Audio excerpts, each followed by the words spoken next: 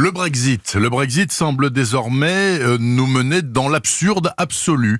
Voyez plutôt, le Premier ministre anglais Boris Johnson a envoyé hier soir 2 lettres à Bruxelles.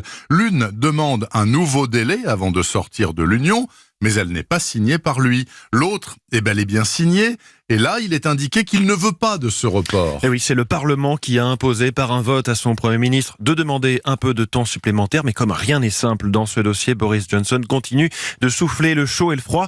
Anaïs Cordoba est la correspondante d'Europe 1 à Londres. Contraint et forcé par la loi, Boris Johnson s'est résolu hier soir à demander à Bruxelles ce qu'il avait toujours promis d'éviter, un report du Brexit.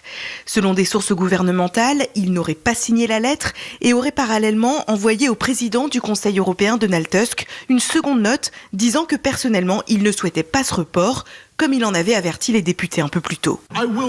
Je n'irai pas négocier un report avec l'Union européenne. Et ça, la loi ne m'y oblige pas.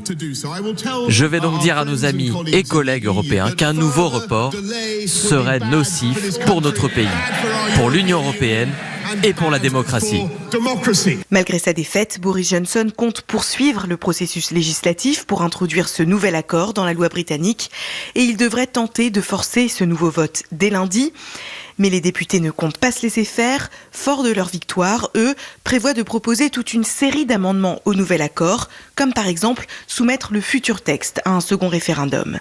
Londres, Anaïs Cordoba, Europe 1.